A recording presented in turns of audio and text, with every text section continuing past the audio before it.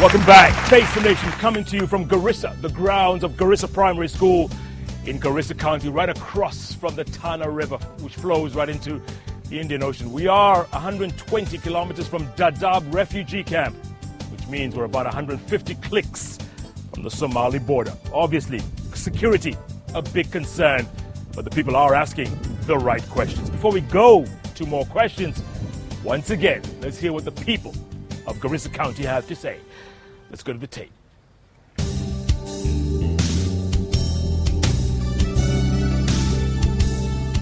Hasa vijana kutoka shule hapa Garissa. Wengine huwa wanacheza mpira, wanaangalia kananda, na wengine wao wanaranda katika town. Garissa unajua hakuna activity nyingi, hakuna mambo mengi Garissa. Wengine wanakula miraa, wengine wanakwenda na wanaangalia mpira. Lakini hasa Garissa hakuna kazi nyingi, vijana hawana kazi nyingi. Ndio unaona shida nyingi hutokea wakati wa siasa. The main problem of Garissa is the poor leadership. Because every seat there is a man. Even the women are not given the seats. And I think in general in Kenya, women are very, I think they are very faithful of working for their people because they are not corrupted and they can work day and night. But the men's leadership, we are not benefiting anything. Everybody tells you that they can tell you the exact number, they are lying. Because refugees come every day and night. They come with, because it's a very porous border, they come day and night. So actually the number that we can say, approximately, as a councillor come from those hosting refugee camps, I can say, Hagadera camp, also we are hosting more than 550,000 refugees. There is no job creation opportunities that we can actually say it will empower the youth. But generally, the employment rate is very high. Unemployment rate is very high. Yeah.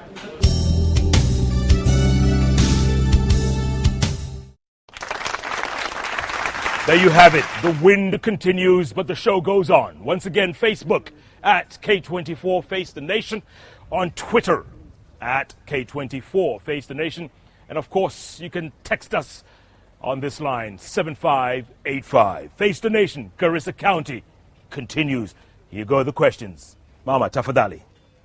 Habari zenu. Kwa majina naitwa Abshira. I'm a youth from this county.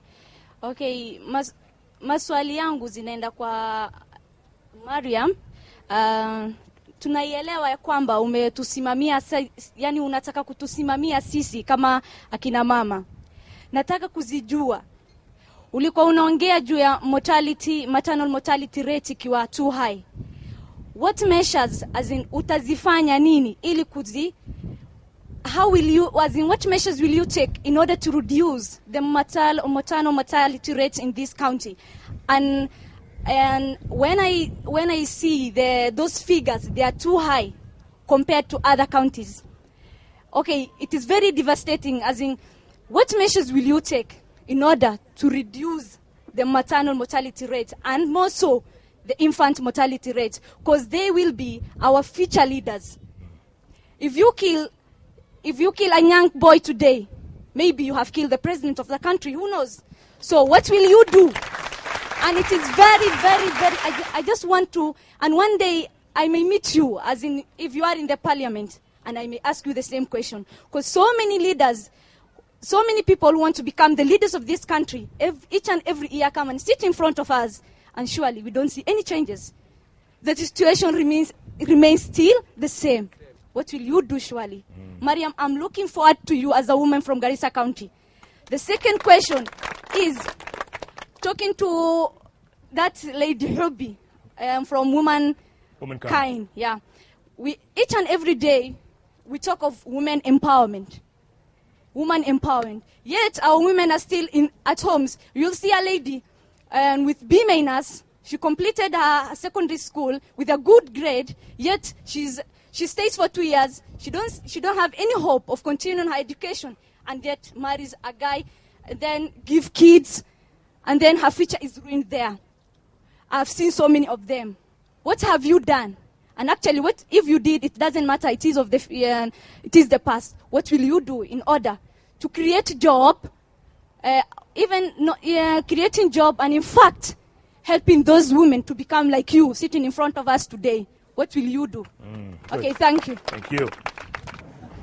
Hubi, you first. And thank you, my dear, for asking me that question. It's very important for you to take us into accountability as leaders.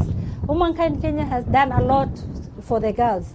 But if I go back to your question saying that a girl with B is just, staying at home and giving, increasing the generations of Garissa County, I think it is not because womankind has not done anything, but it's the kind of childhood socialization the community has done. You might have a B stand or B plus, but what do you have in English or what do you have in maths? It's always E. I've been trying to get girls with good grades. When I look at them and I see the B, it is B with E in maths and E in English. And such a person, where will you who will you take them to?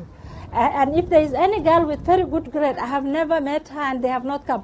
We've been actually having girls forum in schools, trying to build their leadership skills, to build life skills for the girls, try to tell them that the gender disparity is part of socialization and they should be the change agent for the community. And as I talk to you now, I request you to be one of the change agents, not only asking me to be one, but you can be the best, because today you are a young girl who can share her experience, who can actually tell the world her story.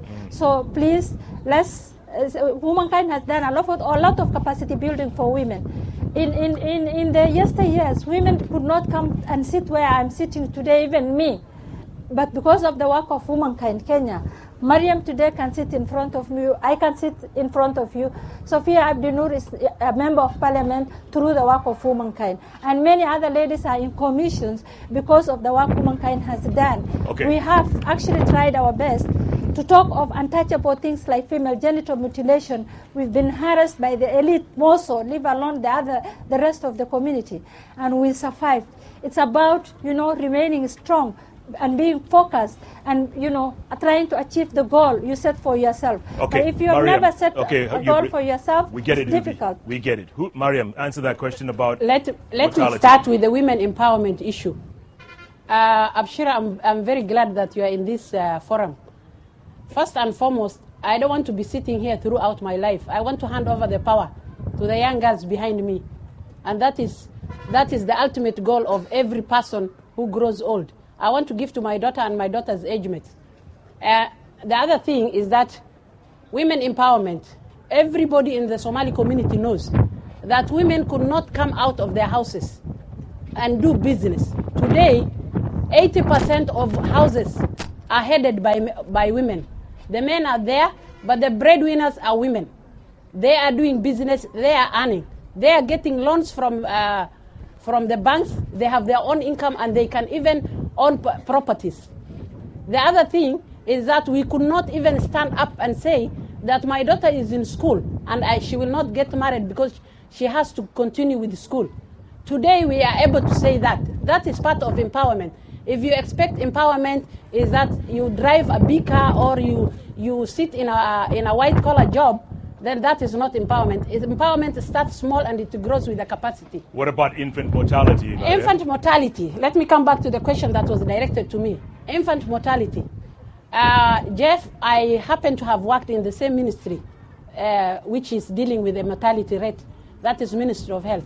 And when I used to work in that place, I used to work and go out to the people who are the unreachable, like the pastoral communities. We used to go to the water points and do immunization. And when we are going, we were all-inclusive team.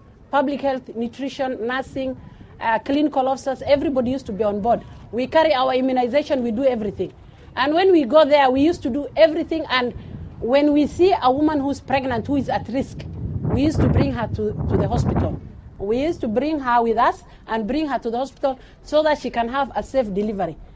Fortunately, today we have a lot of organizations or a lot of countries like GTZ, which is funding safe motherhood. And very unfortunate, women are dying through the negligence of the nurses who are in the hospitals and in the health facilities, because a woman is left unattended as she continues. In labor, there are stages of labor, and when a woman is in